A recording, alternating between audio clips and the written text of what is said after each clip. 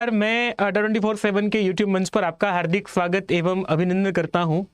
एक बहुत बहुत बहुत अच्छी सूचना आप लोगों के लिए है। सूचना आपके पास पहुंच भी गई होगी पहले से कि हरियाणा में HSSC जो है, हरियाणा स्टाफ सिलेक्शन कमीशन, इसके द्वारा TGT की वैकेंसीज निकली हैं और भर भर के वैकेंसी निकली है। आप लोगों ने देखी है, लंबे समय से इस वैकेंसी का इंतजार था। वैकेंसी निकली, फिर इसको वापस ले लिया गया, फिर आपका जो HTET है उसका एग्जाम हुआ। बहुत सारे लोगों को बेनिफिट भी इसका मिला कि अभी HTET क्वालिफाई हुआ है, अभी आप लोगों ने तैयारी की है और अभी वैकेंसी आ गई है। तो आपके पास ये बढ़िया अवसर है अपनी तैयारी को फिर से आजमाने का, उस तैयारी को प्रयोग करने का, उपयोग करने का। क्या है वो मैं आप लोगों को बताने वाला हूँ। देखो, आप लोगों ने एडवर्टाइजमेंट तो खैर पढ़ ही लिया होगा। 21 फरवरी से अभी आप लोगों ने इसको पब्लिकेशन आपका हुआ है और 23 तारीख से फॉर्म भरने शुरू हो गए हैं। 15 मार्च तक फॉर्म भरे जाएंगे। 20 तारीख तक सब कुछ इसका समाप्त हो जाएगा। मैं संस्कृत विषय के लिए आप लोगों को कुछ बातें बताने आया हूं। बात यह है एक तो कि कौन इसके लिए आवेदन कर सकता है, संस्कृत में कौन ऐसा अभ्यर्थी है। उससे पहले सीट देख लेते हैं, संस्कृत की जो टोटल सीट्स हैं वो कितनी है। टोटल जानकारी तो आप लोगों को अलग हमारे जो नोटिफिकेशन के जो सेशन हुए हैं उनमें आप लोगों को जानकारी मिली गई हो, लेकिन संस्कृत पर मैं बात करूं अगर आप लोगों को, दो तरह की वैकेंसी है। रेस्ट ऑफ हरियाणा आपका है और दूसरा मेवात कैडर में है। तो जो रेस्ट ऑफ हरियाणा है इसमें TGT संस्कृत को लेकर के टोटल 714 पोस्ट हैं और 212 पोस्ट जो आपकी मेवात कैडर में, तो कुल मिलाकर के 926 पोस्ट हैं। और कौन आवेदन कर सकता है, इसके लिए थोड़ा सा अच्छा भी है और थोड़ा सा बुरा भी है। अच्छा क्या है, देखो इसमें TGT आर्ट्स और इसके बाद संस्कृत देखो आप लोगों को दिया हुआ है। बैचलर डिग्री आपका कहीं से है, एटलीस्ट 50% मार्क्स इन संस्कृत। मतलब ये है कि बैचलर्स जो आपका है उसमें 50% मार्क्स नहीं कहा है, केवल और केवल संस्कृत सब्जेक्ट में जो ग्रेजुएशन में आप लोगों को 3 साल का जो जोड़ करके संस्कृत का विषय निकालो उसमें 50% मार्क्स आपके होने चाहिए। मान लिया 100 नंबर का 3 साल में पेपर है तो उसमें से 150 नंबर 3 साल के मिला करके बन रहे हो, तो मिनिमम एलिजिबिलिटी हुई। और इसके साथ इन्होंने कहा या फिर ऑनर सब्जेक्ट है संस्कृत तो भी आप लोग इसके लिए आवेदन कर पाओगे। और इसके बाद आप लोगों को BTC, JBT, DED जो भी आप लोगों का इसके लिए एजुकेशन के लिए डिप्लोमा या डिग्री होती है, वो अगर आप लोगों ने कोई भी किया हुआ है डिप्लोमा एजुकेशन में या कोई डिग्री जैसे कि BEd किया है, DLED किया है, कोई भी किया हुआ है आप लोगों ने, उसको जो करने के बाद उसमें टीचिंग सब्जेक्ट आपके पास संस्कृत अनिवार्य रूप से होना चाहिए, तभी आप लोग आवेदन कर पाएंगे। मैं जो एक बात कह रहा था अच्छी कि इतनी भर भर के वैकेंसी है, लेकिन क्या होता है कि BEd जैसे किसी ने किया है या JBT किया है उसमें कई लोग संस्कृत को टीचिंग सब्जेक्ट के रूप में नहीं भी लेते हैं। पर अगर आप लोगों ने टीचिंग सब्जेक्ट के रूप में, अगर आपने टीचिंग सब्जेक्ट के रूप में जो है BEd में या JBT में या इसमें टीचिंग सब्जेक्ट के रूप में संस्कृत को नहीं लिया है, फिर आप लोग इसमें आवेदन नहीं कर पाएंगे। ये एक बड़ी बात है, ठीक है। यही इसका एक मुझे, जबकि जैसे दिल्ली में है, दिल्ली में आप BEd आपके पास BEd में टीचिंग सब्जेक्ट संस्कृत है या नहीं है, तब भी आप लोग इसमें आवेदन कर सकते हो, लेकिन यहाँ ये गड़बड़ हो गई है इसके लिए।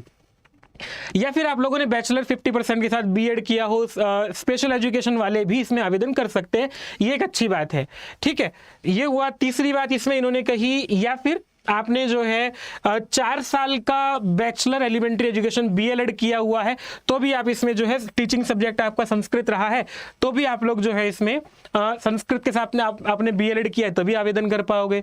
और अगर आपने शास्त्री किया है 50% अंकों के साथ, मतलब यहाँ तो 50, अगर आपके संस्कृत ही है, शास्त्री तो पूरा संस्कृत है, उसमें टोटल आपके 50% अंक हैं, तो आप लोग जो है इसमें, और शिक्षा शास्त्री किया हुआ है आप लोगों ने, BEd किया है या फिर LTC किया हुआ है, लैंग्वेज टीचिंग कोर्स किया हुआ है, तो आप लोग इसमें आवेदन कर पाओगे। और हाँ, इसमें एक विशेष बात यह है कि आपका BA अगर आपने किया हुआ है जो इंटीग्रेटेड कोर्स होता है तो भी आवेदन कर पाओगे। मतलब कोई कुछ नहीं छोड़ा है। अगर आप लोगों ने कोई भी ऐसी डिग्री डिप्लोमा किया हुआ है ग्रेजुएशन के साथ या इंटीग्रेटेड डिप्लोमा किया हुआ है तो भी आप इसमें आवेदन कर पाओगे। और हाँ, कौन आवेदन कर पाएगा, आपके पास HTET अनिवार्य रूप से होना चाहिए, ये विशेष बात है। और हिंदी संस्कृत जो है आपके मैट्रिकुलेशन या फिर इससे ज्यादा किसी एक हायर एजुकेशन में संस्कृत जब आप आवेदन कर रहे हो तो आपके पास है ही, तो आप लोग इसमें आवेदन कर पाओगे। ये बात हुई दोनों के लिए, मेवात कैडर के लिए भी, इसके लिए भी। लेकिन यहाँ अब आपको मैं बताता हूं कि ये तो आवेदन करने की स्थिति हो गई है, तो एग्जाम कैसे होगा। एग्जाम पैटर्न पर थोड़ा सा बात कर लें अगर हम लोग, तो इन्होंने एग्जाम पैटर्न के लिए जो सिलेबस है वो सिलेबस तो अभी अपलोड करने के लिए कहा है। देखो मैं आप लोगों को दिखाऊं, मैं बहुत संक्षेप में आप लोगों को इसको बता रहा हूं। सिलेबस को लेकर के इन्होंने कहा है criteria for selection, examination and syllabus. Selection के लिए आप लोगों को एक बात इन्होंने बताई थी कि आपका एग्जाम जो है वो ऑफलाइन मोड में होगा। पहली बात तो ये ऑफलाइन OMR बेस होगा, और आपको सिलेबस इसके लिए कहा गया है, syllabus and pattern for written examination will be issued letter on whose detail will be available on website. मतलब आप लोगों को अभी कुछ दिन में या एक दो दिन 2-4 दिन में आप लोगों को सिलेबस दे देंगे जो कि वेबसाइट पर अवेलेबल हो जाएगा। तो हम लोग जो है सिलेबस का भी वेट कर रहे हैं, आप लोगों के लिए सिलेबस आ जाए। मैं वैसे सेशन लेट कर रहा हूँ, 2 दिन लेट कर रहा हूँ, इसीलिए कर रहा हूँ, मैं सोच रहा था सिलेबस शायद आ जाए, पर जैसे सिलेबस आता है इस पर अलग से बात कर लेंगे हम लोग। लेकिन यहां आप लोगों को कुछ बात समझने की है। देखो ये टेक्निकली थोड़ा सा समझ लीजिएगा भाषा को।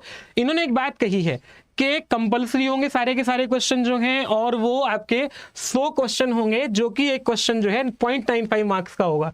मतलब 95 नंबर जो है आप लोगों के रिटर्न के होंगे, और 5 नंबर जो है सोशियो इकोनॉमिक जो कल्चर है आप लोगों का उसके लिए होंगे। वो अलग से आप लोग, हमारा जो सेशन है उसमें जानकारी दी ही गई है वो।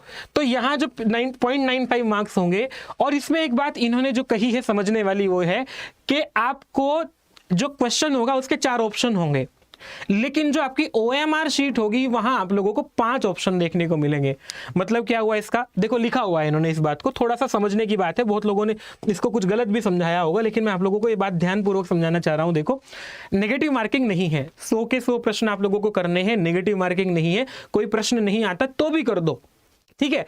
फिर भी आपके मन में अगर ऐसा है कि आप ऑप्शन का उसका जो है ऑप्शन नहीं देना चाह रहे हो, लगाना नहीं चाह रहे हो, फिर क्या करोगे आप? तो आप लोगों को जब नेगेटिव मार्किंग नहीं है तो आपकी OMR शीट में 4 जो आपके ऑप्शन है उससे अलग एक 5वां ऑप्शन भी दिया हुआ होगा, ई। ABCD के बाद ई दिया होगा। ई का मतलब ये है आपको उस क्वेश्चन का आंसर नहीं आता है, या आप उस क्वेश्चन का आंसर देना नहीं चाहते हैं, लेकिन आप लोगों को 5वां ऑप्शन जरूर भरना होगा। लिखा हुआ देखो, at least 1 of the 5 options for each question shall be filled necessarily. आप लोगों को अनिवार्य रूप से जो है 5 में से कोई एक ऑप्शन जरूर भरना होगा। इसीलिए आप लोगों को, मान लिया आप लोगों ने 100 प्रश्नों में से 80 प्रश्न आपको आते हैं, 20 प्रश्न आपने ऐसे छोड़े कि मुझे इन पर विचार करना है, तो अगर नहीं आ रहे हैं तो भी आप लोगों को 5वां ऑप्शन उसको जरूर फिल करना होगा, या फिर आप 4 में से तुक्का भी लगा सकते हैं, वो आपके ऊपर है।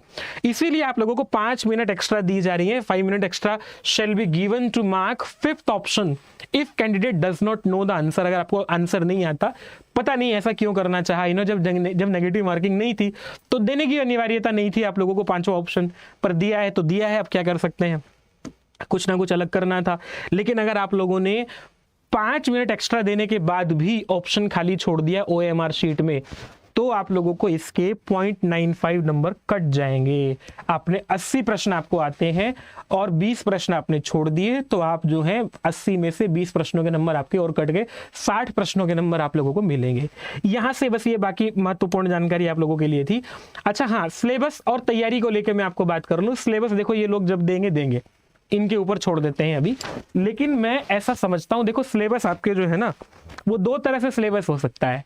एक आपका सिलेबस हो सकता है जो कि KVS ने दिया था, ठीक है। KVS में जो है, जैसे कि KVS ने दिया था 6 to 12th आप लोगों को सिलेबस दिया था NCERT। मैं थोड़ा सा बाएं हाथ से लिखने का प्रयास कर रहा हूं।